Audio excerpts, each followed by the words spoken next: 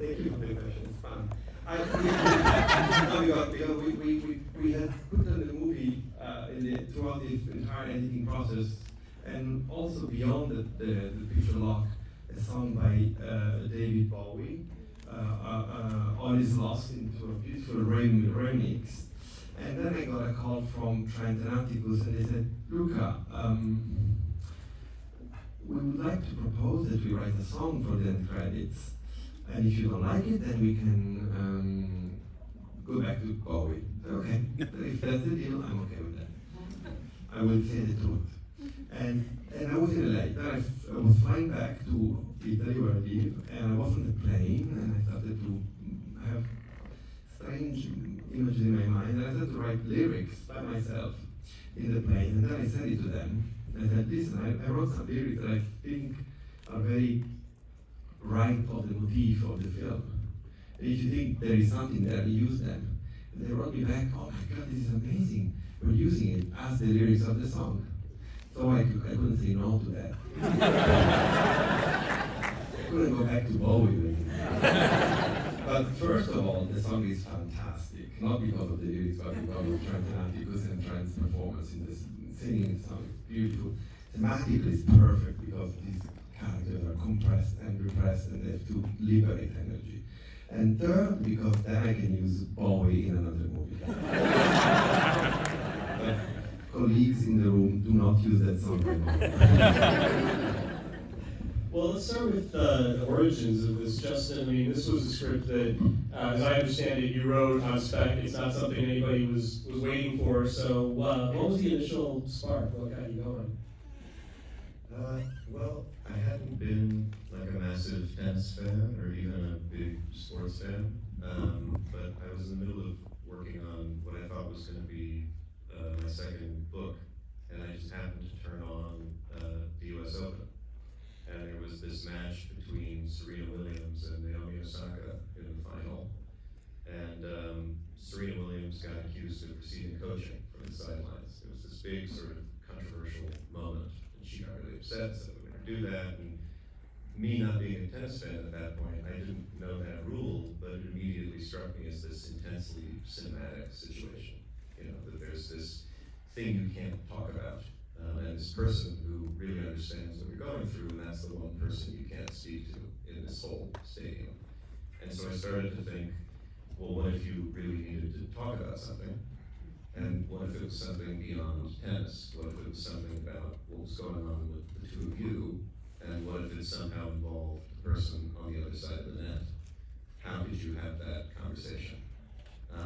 And so I got that planted in my mind and just kind of thought about it for a couple of years, actually. I didn't immediately start writing the script, but what happened in the meantime was that I became a legitimate obsessive tennis fan.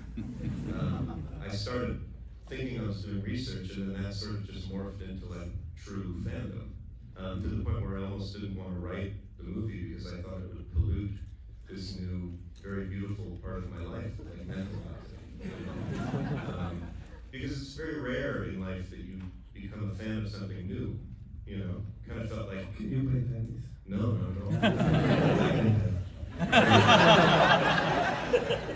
I cannot either. I have videos on my phone of Luca attempting to hit the tennis ball with Brad Gilbert. No one up here can play tennis. Well, maybe Jim. No, okay. Anything with the ball, no good. Yeah. But no, I became this like massive tennis fan, and I started watching everything and reading everything I could get my hands on, and I started asking myself what I could write that would be as good as tennis. And then I started asking myself what would make tennis even better. And for me, the answer to that question was tennis would be better if I could know at every moment exactly what was at stake. And so that sort of started me really getting excited about actually writing the script. And then finally, sometime around 2021, I did, and then got into the hands of Luca, and now here we are. Well, Luca, I heard an interview that you did with a colleague of mine, Sarah Shackett, where you were talking about how Justin's script kind of, it came to you sort of fully formed in a way that scripts don't always come, where you could really sort of see the rhythms of the movie as you were reading it. that just in script that you responded to so strongly? I think that apart from the brilliancy of his writing, the concept that he had created was really powerful. The idea that he was using the dynamic of tennis, the actual, literally the game, as a vector to indicate the dynamic of desire between these three characters and their failures and triumphs and their aims in the court was incredible. In fact, because I don't know tennis, and for me, reading the script and knowing exactly where I was, despite it was basically all about tennis, meant clearly the greatness of his achievement as a writer. Yeah. I have to say though to that, you know, partially your job as a screenwriter, especially when you're writing something on spec, is to make people see the movie on the page, or make them feel like they've watched the movie when they read it. But that doesn't necessarily mean that a script is fully formed. You don't learn that until you get into the process of pre-production and production. And so, for example, there are many now kind of the most iconic moments of the movie which never would have happened if not for this collaboration. So I'm very grateful to Luca for finding a way to get what he needed creatively out of the script, and not just directing the actors, directing me in my work on the script as we kept pushing forward and making the movie. Well, how did the script evolve once Luca came on board? In many ways, big and small, probably the first immediate way that the script evolved came out of like our really early conversations about it, which is that, you know, Luca had read the script and was interested in doing it, so I got on a plane to Milan and we spent some time together and just talked about making this movie. Sort of we're feeling each other out to see if this was a collaboration that we could throw ourselves into really quickly. And Luca said this phrase that I found really amazing, which is that in a love triangle, all the corners should touch. And when first I heard that, I thought, well, yeah, they do. They're all really deeply embedded in each other's emotional and erotic and, you know, psychological lives. These people's lives are touching. And he said, no, literally. Touch. Which a moment like that had not been in the script before. The dynamic was there, but there was not that event. And that was like this revelation to me. It was like immediately incredibly exciting to me. But then the task became finding a way to make that feel organic and earned and like something that was coming out of the relationships and the situation that was already there instead of something we were imposing on the characters. And that was something that got figured out through many conversations with Luca and then eventually with our producers and our actors. And now the scene that resulted is my favorite scene to watch in the movie because it feels like such a showcase for what everyone's really good at. You know?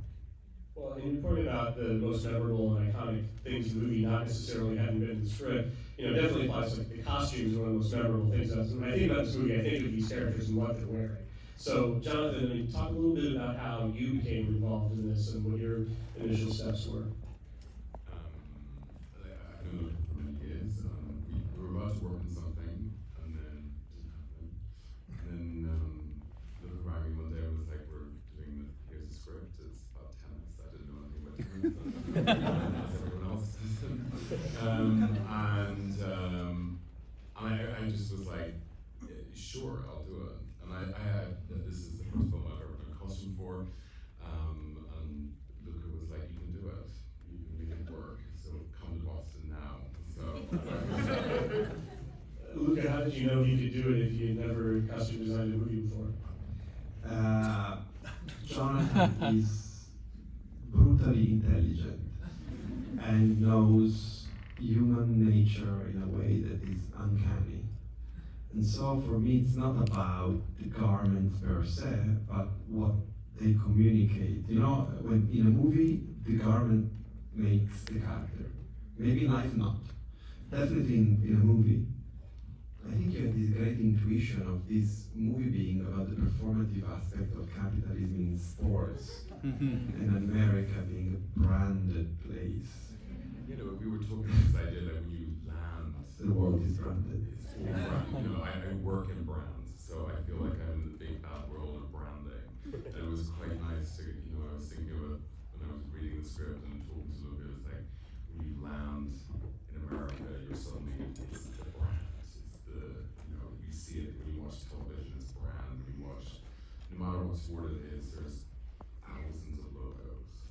And I think, you know, logos mean different things to us. And I think, you know, when you look at Tashi, as she kind of gets, as she becomes older, and you start to see how the brands shift, you know, so we didn't take any endorsement for this film. So it gave us carte blanche to kind of, you know, position what we wanted to position these brands. And, you know, I think there's something quite psychological about that, you know, like why we wear things, and as you get more successful, why do we buy something?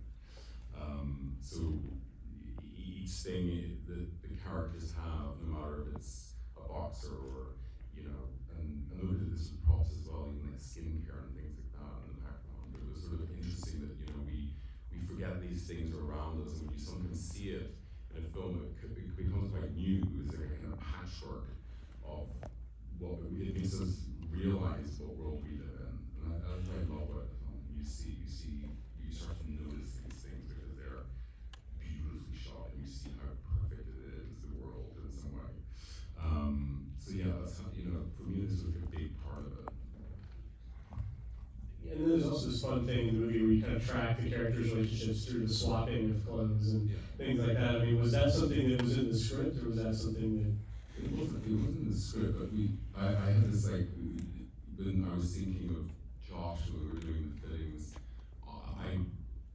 I wanted him to look like JFK Jr. Like, I think he's the hottest guy in history.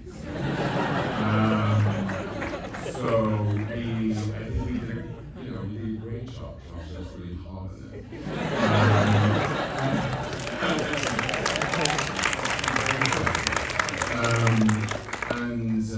And there's this amazing picture of JFK Jr. in Central Park where he's throwing a frisbee, the dog, and he had this t-shirt on that said, "I told you." And I kind of liked that this became a kind of emblematic thing, this sort of, you read into it, not read into it. And I like this moment that the t-shirt goes from one to the other. It's like, you know, I think we all have those things in life, those, you date someone, you have a thing, and you want to smell it, you feel like you want to take it back there to maybe when you were at university, or someone that you fell in love with younger in age, you keep it as a momentum. So I think that's, I don't know, it was in the script, wasn't it?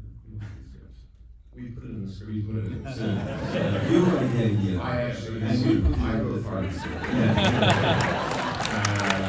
You were in the But yeah, and then suddenly it was a Halloween costume this year. And you know, Marco, I'm curious for you as an editor. You know, this movie, you know, it's just so propulsive, and I love the pace of this movie. And you do such a beautiful job of kind of balancing the points of view, because as Justin said, it is a triangle, and I feel like the movie is kind of constantly shifting who you as an audience member are identifying with, and obviously the relationships between the three of them are all constantly shifting. What for you were some of the challenges of keeping all of that in balance? Yeah, we started from the idea of the triangle, because it says on the triangle. So we started from this idea. We tried to create a language full of geometry. There is a lot of symmetry and there is a lot of geometry in the movie. I remember when I read the script and said, Luca, are you going to do a movie about tennis? You? I don't know anything about tennis. And Luca said, my movie is not about tennis. My movie is about people. So I kept in mind this sentence during the editing process, and I didn't watch any tennis movie before because I didn't want to influence it in any way. So actually, when I watched the footage, the first days of shooting, I recognized that there was a strong idea of dance behind the way Luca Luca staged the tennis in the tennis court and the tennis sequence. So there was this choreography, there is a sense of dance. So I watched Cabaret to take inspiration, and also I remember Luca told me a lot about this movie, so I wanted to watch it before approaching the editing. And yes, because they are dancing on tennis courts, so and also the music goes in that direction. And But we edited the movie entirely without music. we kept in mind the So we didn't have music, and we didn't have music. We never do so. And so the movie was edited without the music, and the music went over the images. Like they worked on the editing, not the other way around. That's really fascinating to me because it's so perfect in time. I mean, the music is again a We big part didn't of it. change So in any cool. ways from before and after the we movie. didn't change the editing after we got in the score. Because I think It's perfect. that made Transatlanticus make the music become a character. It was in dialogue with the movie, and we were not trying to follow the music to do the movie. The music was to perform within the fiber of the movie. So now you guys talking about, I don't know if you know anything about tennis. Well, I mean, Justin became a tennis fan, but you know, tennis. I enjoy playing tennis actually. Okay. Well, it's just, I'm not a great tennis player, but definitely better than He this. dances. Marco dances salsa better than he plays. No, come on.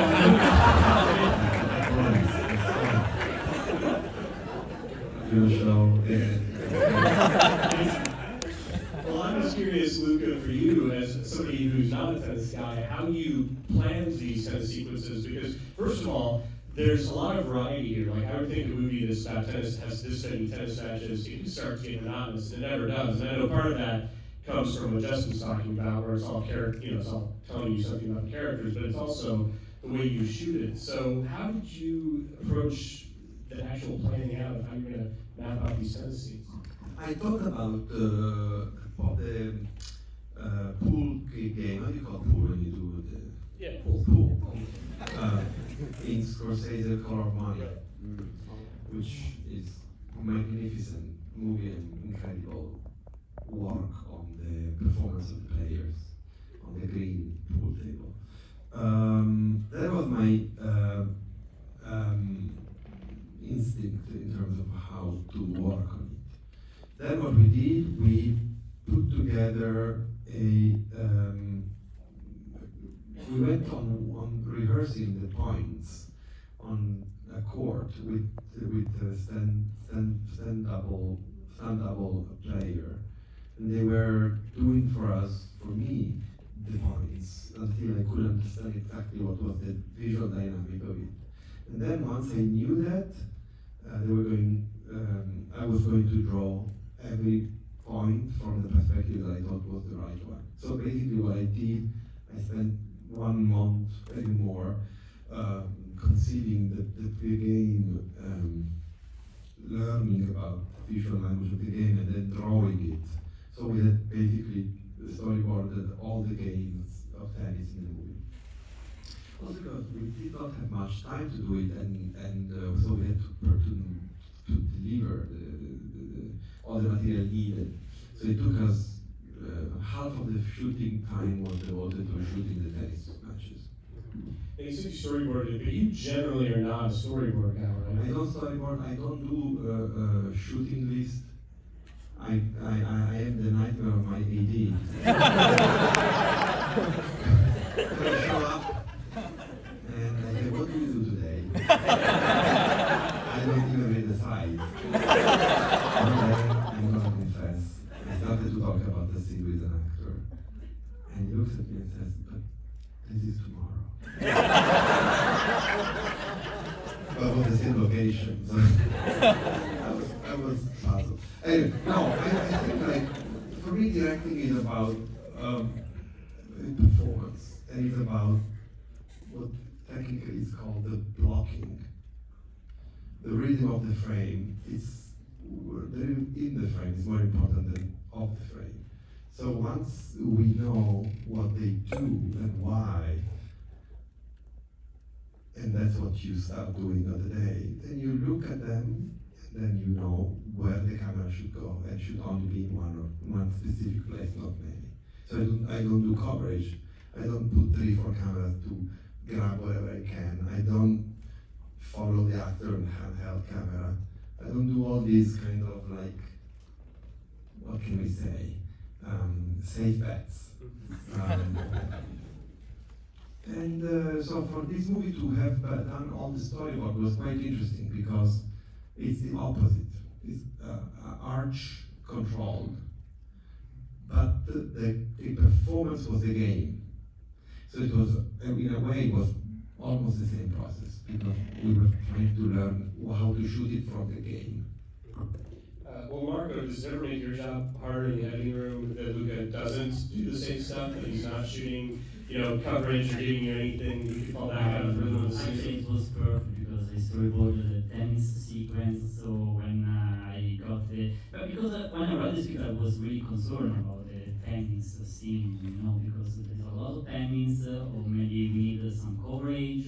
But Luca storyboarded this all this sequence, and it was perfect. It was really, he shot in a specific way that so I just need. Just to put everything together. Because I like to... It helps that we do one take usually, only. This movie is 90% one take. I'm serious.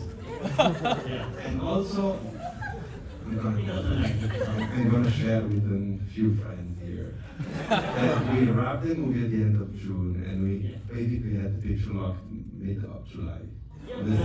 I remember when we completed the first cut 1 week after the wrap. And the first cut was so funny because there was no tennis ball, no tennis racket sometimes, and no score, no sound. So I mean, it was something else because because the tennis ball. Most of them. Most of them were made in visual effects. Are we disclosing too much, maybe? And we showed the movie like this to Zendaya, to the studios. They love the movie, actually. They really love it. Well, I know we're running a lot of time, but I gotta ask, just you bringing up the idea that, a lot of these scenes were just done, first take. What was it like working with the actors? I mean, do they like that when you're just moving so fast? I think yes. They don't have any alternative, but yes. We did a lot of rehearsals, and we spent a lot of time together. And no, I think it's freeing, it's liberating, and because when you shoot a movie, the miracle has to be during the day, meaning the miracle stays for capturing what needs to be captured. So I think that the space of that should be the shooting time. And so to insist on finding something that you'll not find by doing 100 takes, and you're gonna bore yourself to death or your crew, I think is useless. So if they are very ready, everybody's well prepared, and everybody's really motivated to grasp this invisible thing, first take is gonna make it, for sure. Yeah, well, it seemed to have worked for you here. It's a great movie, and I think, I speak for everybody, really enjoyed watching it again on the big screen. So thank you all so much for Thank you.